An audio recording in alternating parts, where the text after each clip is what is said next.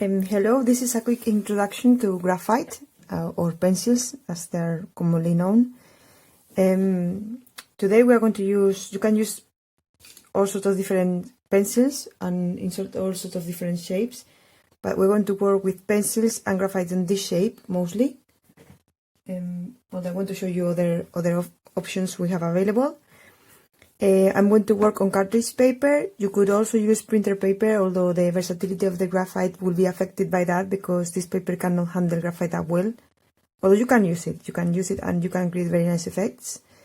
The only thing is you might notice that the graphite is too slippery on that surface. Cartridge paper or other kind of paper that is a little bit rougher will allow you to play more with the technique, and the texture can be used as part of the final drawing if you wanted to.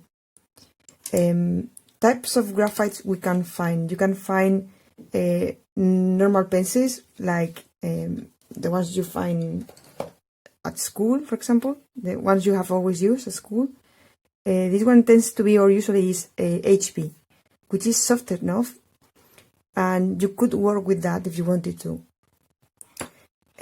Personally, if you want to do a drawing with graphite, I would recommend you from 2B upwards. So the higher the number B, B meaning blunt and soft, the softer the graphite is going to be. And the more possibilities you might have, but it's going to be easier to move the graphite around the paper if you want to. This is 3H. This normally is, if you want to use it, will be because you don't want the line to appear on your drawing, so it's not really necessary to use it in here today. Of course, as I said, you can find pencils on this shape or graphite on this shape. You can also find it on this shape. This one is water-soluble graphite, which is quite nice. We are not going to talk about it today, I'm just going to show you. And this is a normal graphite on a bar shape. The only difference between that and that is that if you want to make a wider line with this one, you can go as wide as the length of the bar. With this one, the wider you can go is if you use the pencil on this side, you see, and that's the wider line you can get. So it depends of what you are after. This is a 2B, I think, yeah, 2B, and this particular brand, Nor, is a bit harsh. It's a bit hard. So if you buy a bar of this brand, try to use a higher number, maybe a 7B or an 8B. I would say. Very important to have, of course, pencil, scissors, we're going to use stencils, rubber, and sharpener, most important things. I have a brush here because when I draw with graphite, I tend to use my hand to get rid of the rubber excess, or if I break a bit of the graphite on my paper, I will also use my hand to do that. But if you do that, what you will end up having is an area of graphite smudged everywhere. So you have to make sure that you don't do that if you don't want that happening in your drawing. So what you need to do is use a brush as a broom. So you will sweep your paper to get rid of anything you don't want on the paper rather than using your hand. You could also we are going to use our fingers. If you don't want to use your fingers, that's fine. You can use a sponge or a blender. The only blender I've got is this one. Yeah, I normally use it for charcoal. I don't use it for graphite. And it gives me goosebumps, so I cannot use it. But you can, of course, you can use it. You can also find graphite in this shape, in a mechanical pen. The softer you can get, the softest you can get for a mechanical pen, that graphite will be a 2B. Softer than that, it will be too fragile, so they don't use that. But it's good to do the detail, so you don't have to keep using the sharpener all the time if you don't want to.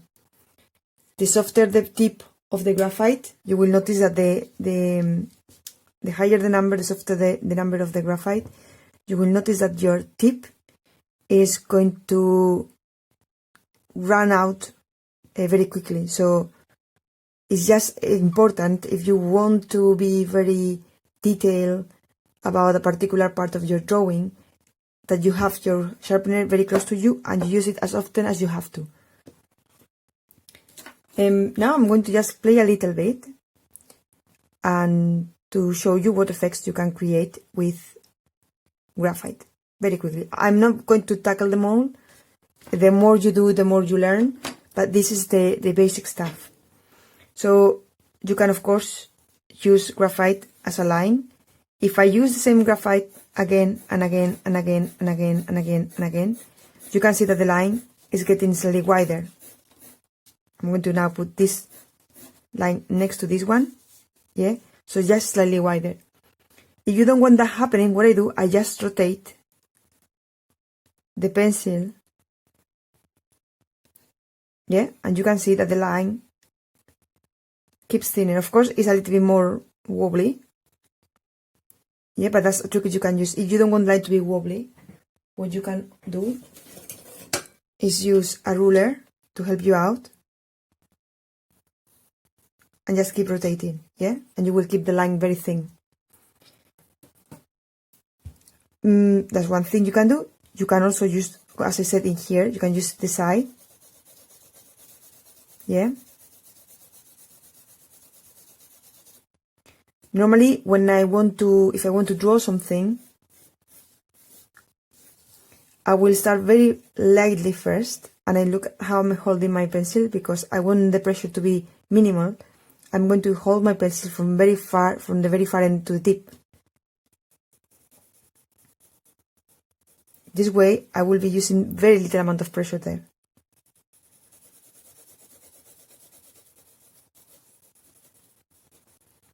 And then, once I've done that, I will get slightly closer to the tip. Of course, I will need to apply a little bit more pressure.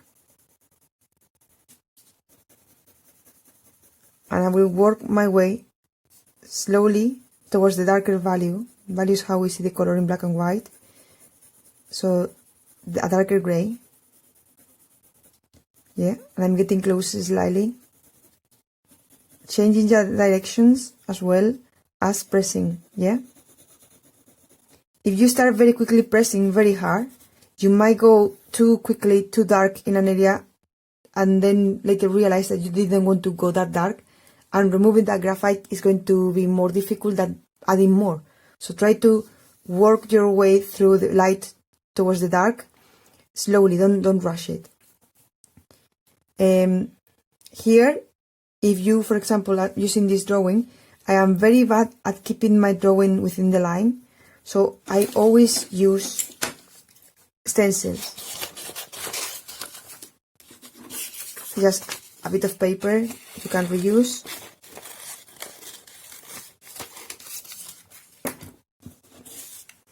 So if I draw with a stencil, I can control my lines better. Again, I'm not pressing a lot. If I need to press a little bit more, I might not go this way, yeah? I will try to go from this way outside, yeah? If you go in, you are likely to go inside underneath the paper, and you don't want that. Or maybe you want. If you want that, just ignore me. Yeah? And this way you can keep a quite clean edge, yeah? I also use stencil when I use my fingers. So I'm going to stay in one area. I'm not pressing a lot. Again, look how I am holding the graphite there. I am pressing a lot with my finger. You can see the camera maybe moving a little bit. Yeah? And that's a very nice effect. I love that effect. Yeah? So that's one thing you can do. The same way you can use stencils with a rubber.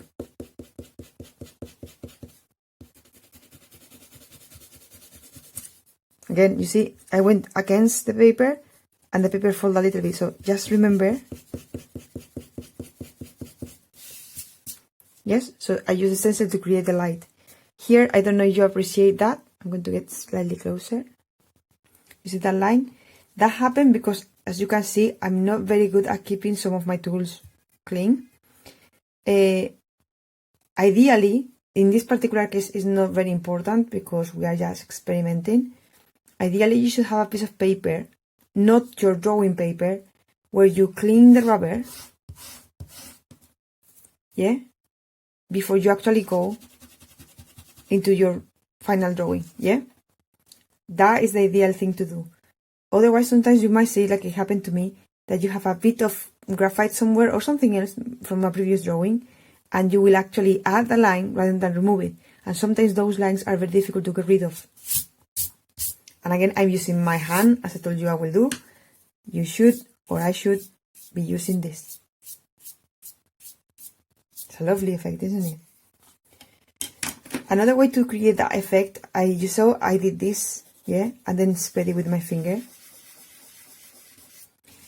Another thing I like doing a lot is using the leftovers of my sharpening to create that effect. So I sharpen my pencil, look, nice and sharp. I like that a lot. And then I use the graphite on the paper. I'm going to maybe get rid of the bits of wood. And then using this very softly without pressing too much on circular movements, I'm going to start spreading the graphite in there. Again, if you want, you can use stencils. If you don't use round movements, circular movements, you might get lines. So still, these are bits of graphite. If you do that, you see the lines? So think about what effect you are after. So that could look very good on the trunks of our trees, for example. Yeah. Other things you can do is to keep it playful with the graphite. You can create some effects quite nicely. I'm going to sharpen this up a little bit without being traditional. So this could be all traditional. Then you can maybe play with the texture and the line using this. You can use more than two, of course.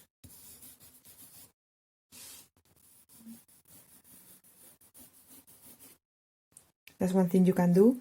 Another thing I like using a lot is, let me get rid of that.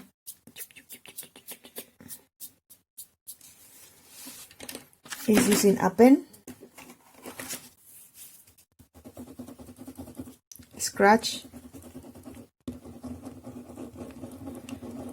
the surface of the paper, and then use graphite on top, allowing that texture to show through.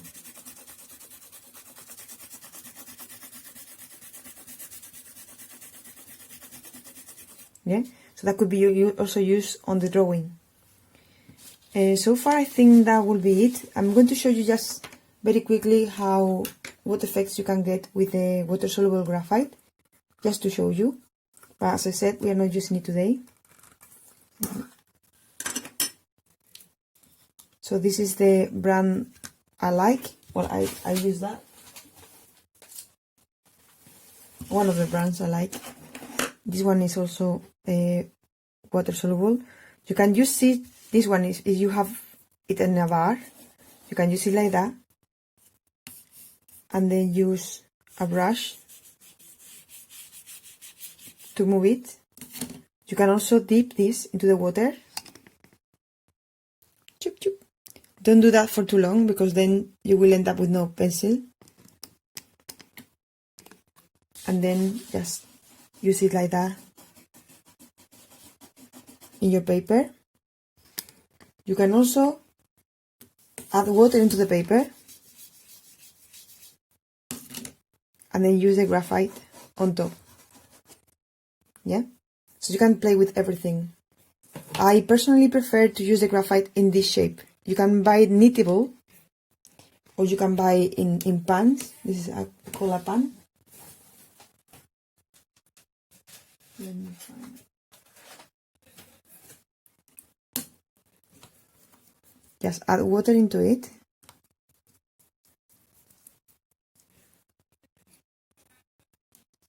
Ooh, it's nice, isn't it? You can see the bits of graphite moving around with the water. So the only difference, well, many differences, obviously you are using water now. you cannot erase this one as well as you can erase the traditional graphite, because the graphite gets stuck to the fibers of the paper with the water. So you might remove a little bit, might be able to remove a little bit, but not, I don't think it will be even relevant, the amount you can remove. So when you use this one, you might need to use a masking fluid if you want to, or masking tape to reserve areas of white, the white of the paper, or you might need to use either white acrylic or white gouache. Gouache will be better to control the lights if you wanted to. You can mix it with watercolor as well if you want it. So basically that's the main thing. Many things might come up later on the drawing, so I will just stop and mention them. Important thing, I'm going to say important, very important, many times. So just pick them with like a pinch of salt. So you think what is important for you and you keep what is important for you. And whatever you think is not relevant, just ignore it. And then maybe you use it in a different drawing, not in this one. The way you hold the pencil, I think is very relevant. If you use the pencil like that, your strokes are going to be small, yeah? If you use the pencil like that, you are likely to be a little bit bolder with your marks. So play with the way you hold the pencil. Yeah, don't try to use the pencil as if you were writing a letter. Try a different approach and see what happens. Okay? I just got the camera slightly farther away so you could see the margin around the drawing. I always do that, as I said, I don't know if I said that already, just to give myself the chance to adjust the composition if I have to. And it's always good to have extra spaces in case. So I'm going to start drawing. Don't think too much about the subject, just think about the lines and the lights and darks happening on that drawing. So I'm going to start with this one. At the beginning, when I draw, I keep my fingers away from the tip, so I don't add a lot of pressure. Here you can draw just freehand like that, yeah? Try to keep in mind the space between the tree and the edge, yeah? For example, here my space is a lot narrower. Keep that in mind. I can always either move the tree or widen this up, yeah? So I'm going to start drawing the trees. I have a branch going that way. Have this in here. I'm not going to put that tree here because it's too heavy looking. And sometimes things on the photograph look fine, but when you put them on the drawing, they don't work that well. So try to keep in mind that you might not need to copy this literally. And after all, it's your own drawing, so you can adjust things whenever you want to, without trying to copy 100% what happens on the photograph you're working from. I said like a diagonal in there, basically, roughly, yeah. I have another tree there on the back. That tree, you see that it's not reaching the top, slightly farther away from this branch. You can see I'm running out of space. Big branch in there. You see, it's very good to have extra space. It's very good.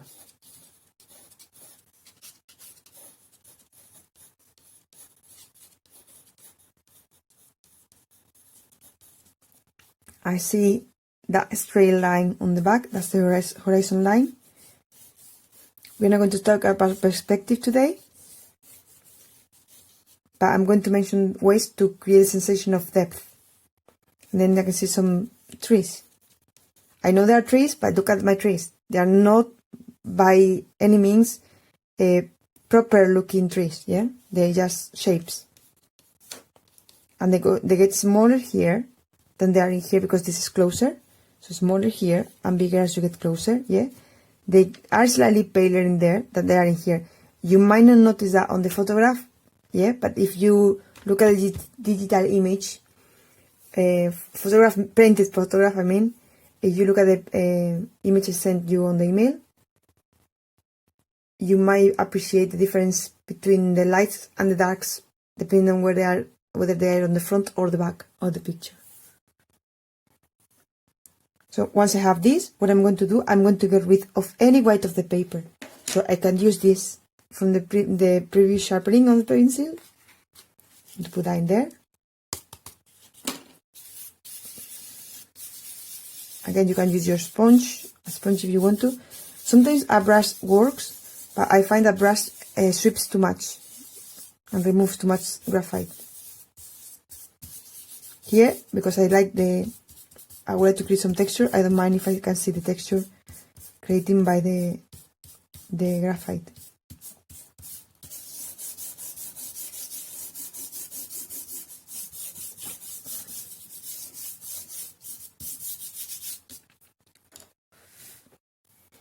So once I have that, I'm going to just go slightly darker.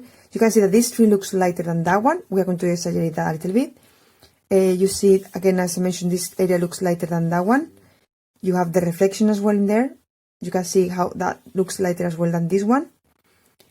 So I'm going to start just adding information and texture and lines. So holding again from very far away, I'm going to try to keep the tip of the pencil as flat as possible. First, I'm going to start with the tree on the front. You can start with either tree, doesn't matter. But it might be worth jumping from one tree to another so you don't work too much on one tree and forget about the other too long. Because then one tree will be finished and the other one will need to catch up. And that's more difficult to do because you have to keep in mind that you have to have balanced picture. And if you work for too long on an area but not the other, the picture might be unbalanced.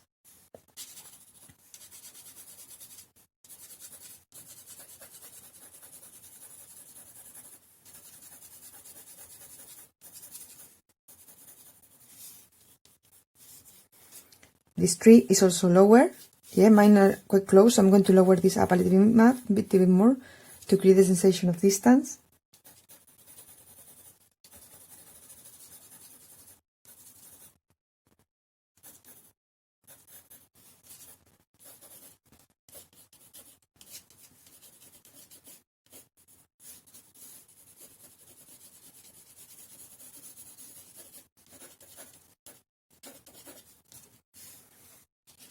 I'm going to start working on the tree on the back.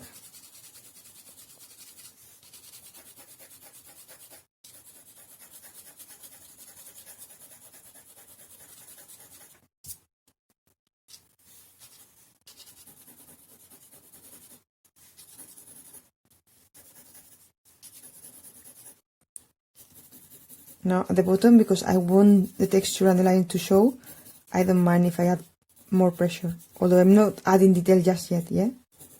I'm just building up little by little the amount of information on the landscape.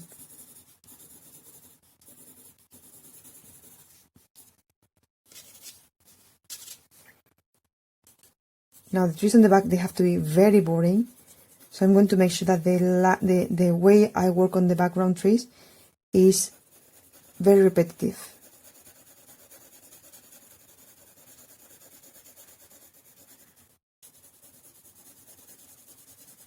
So the same sort of stroke. If I do a lot of different movement and strokes like I do in here, this is going to capture our attention more than this area, and we don't want that. Or not in this particular picture, at least.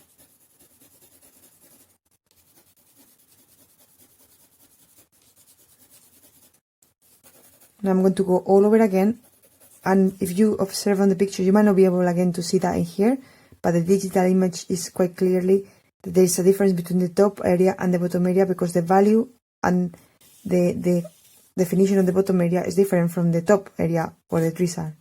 So the area where the reflection happens is slightly lighter. So I'm going to go again on the top, making the top slightly darker, and mirroring what happens on the top on the bottom area.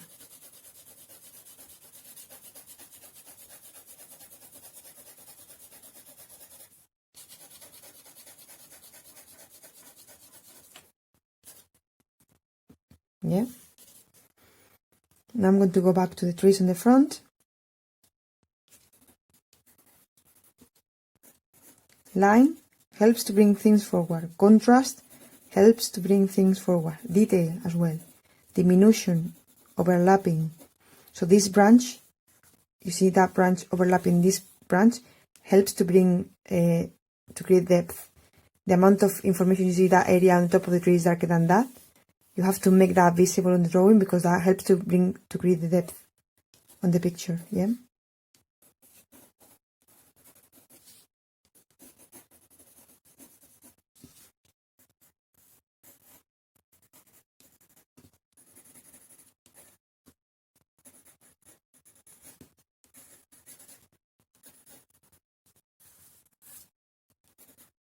You can see that the line is not a very regular line. I'm not doing this. Yeah, I'm trying to press harder or lift the pressure of the pencil to make the line a little bit more organic.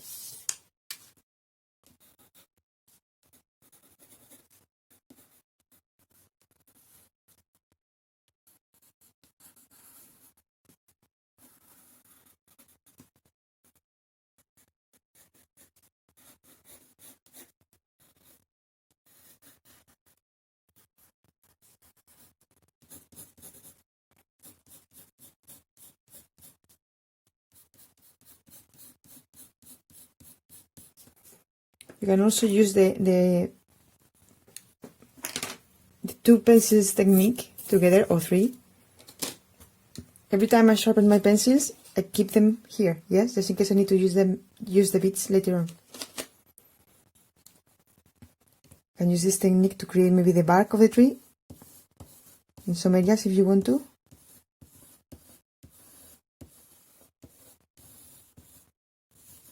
As well, yeah. I think I have spent enough time in here. I'm going to move on to the one on the back. I'm going to use less lines to define this tree. Or if I use the same amount of lines, I will try to make them slightly weaker.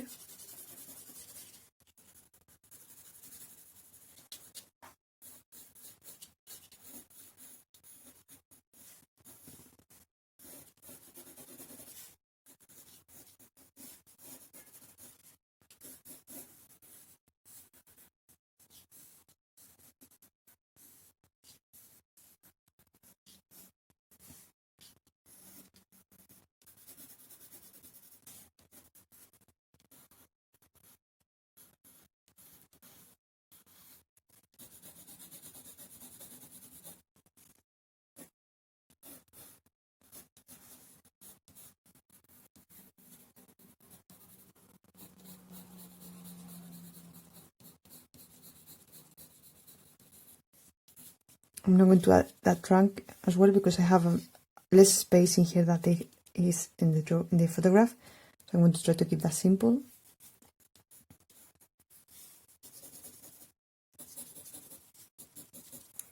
Again, I can use the same technique of the two pencils.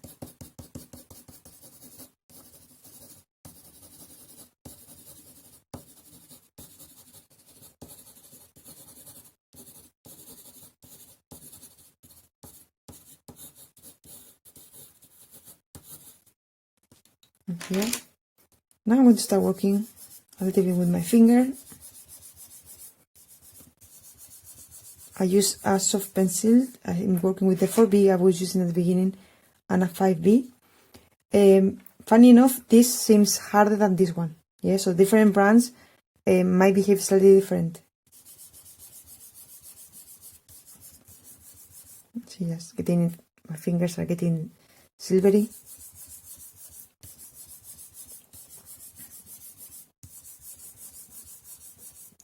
And to create a reflection effect, you can see those line happening in there. I don't know if you can see. Let me show you. See these very faint light lines in there. So I'm going to use my rubber to do that. What you can also do, if you find that your lines with the rubber has to be very defined, I show you how to use the rubber with the stencil, yeah? But you can also cut your rubber,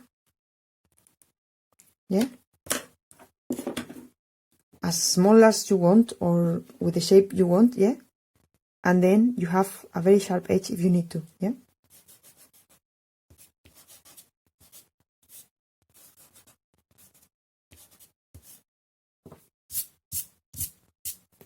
And I'm going to use the softer areas.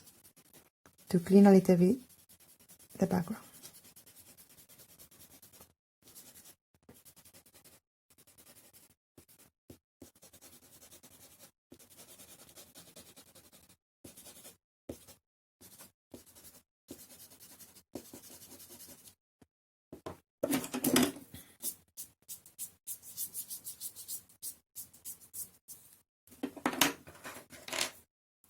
Going towards the lagoon trees.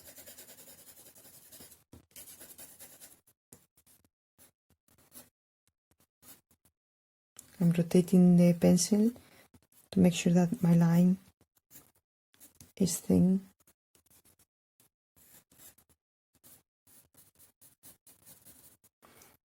You can also use the movement of the line to suggest the shape.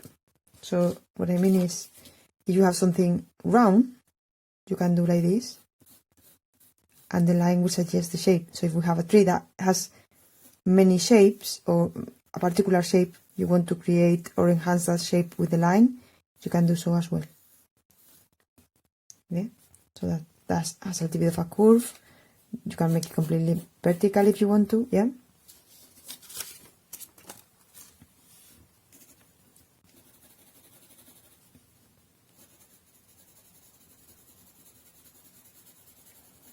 If you have never used graphite before, or not in this particular way, just allow yourself to play a little bit more with the technique.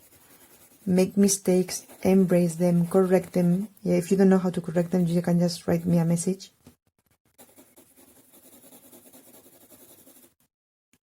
Take chances and see what happens.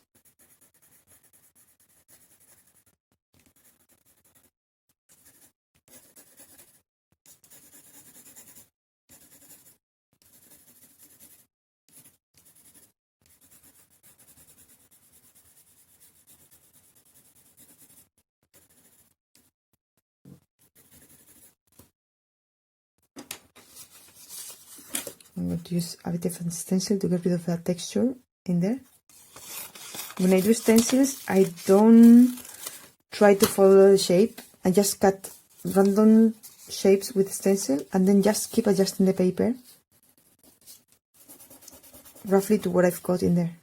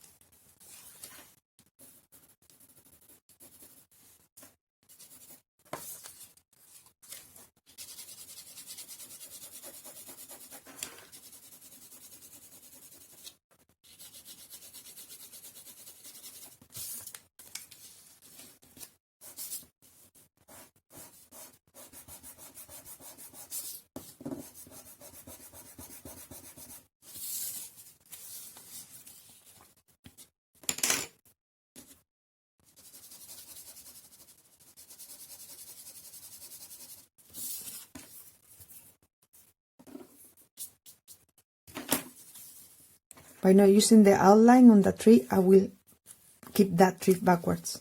If I do the same outline as I did on the tree on the foreground, this tree will come forward. I'm going to start adding the top part of the trees. When I do this, I try to squint my eyes and just think about the areas that are covered. Yes, so you have some gaps of light in between. So I will try to keep some of those bigger and irregular, yeah.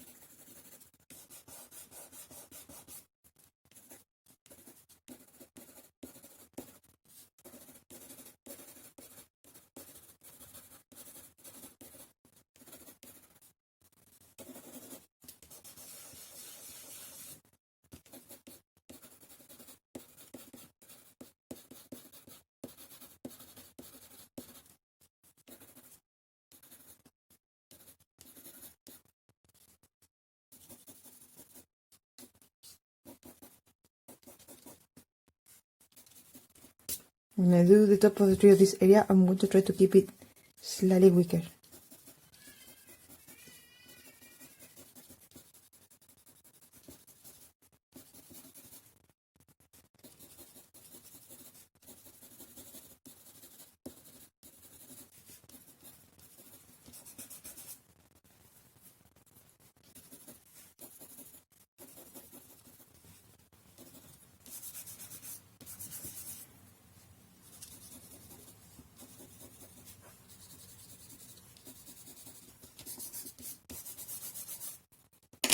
And of course I can use the lights to also define the shape of some of the leaves. So I am adding dark to create the leaves, but you can also adding light to create the shape of the leaves by removing.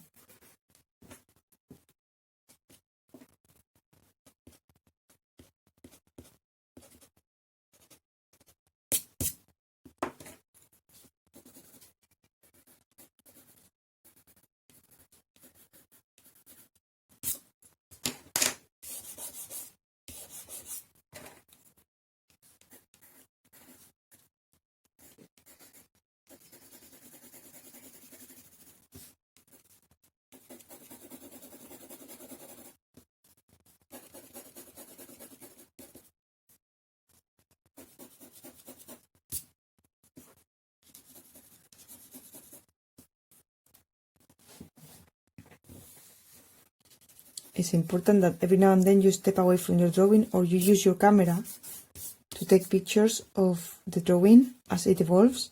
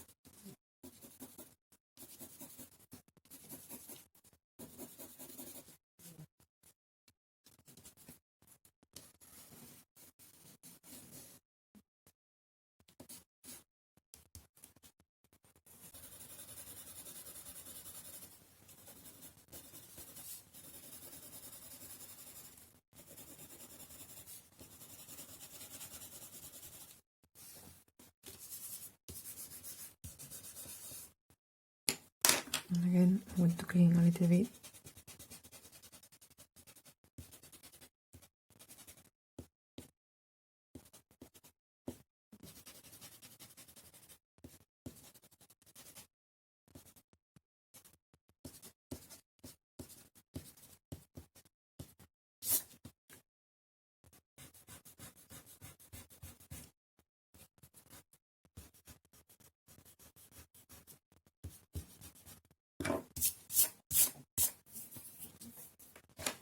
Now I can see that this tree looks a little bit too far from this one, so I need to create more contrast and more lines on this one to bring them closer.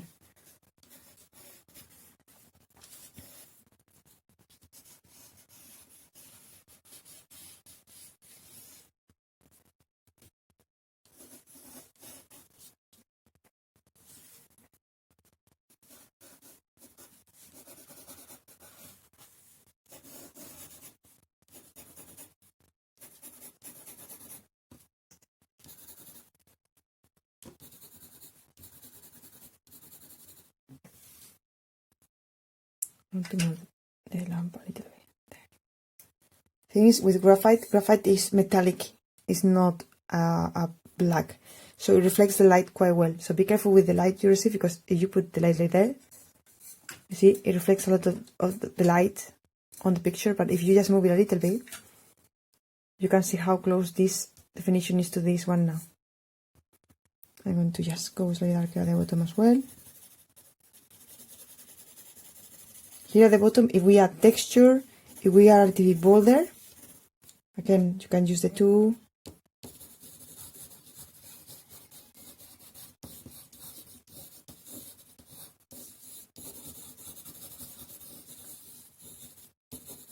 That will help to bring this part of the ground closer to us.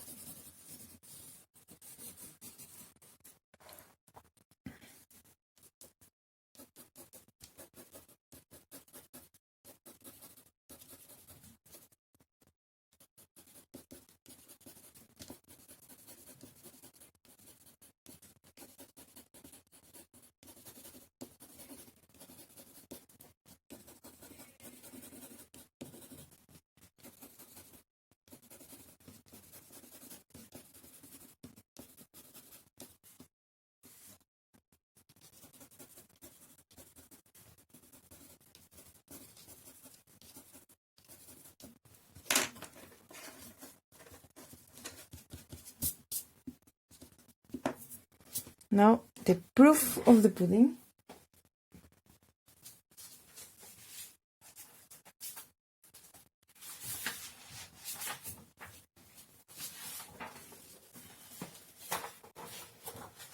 Is this one. You can take 2 pieces of paper. This paper happens to be blue.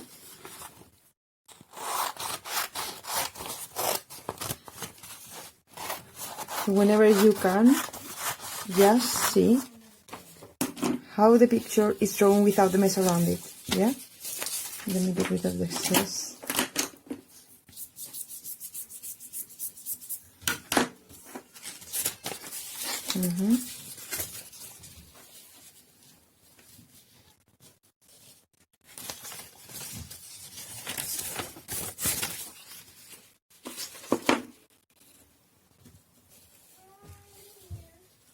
There you go. Okay.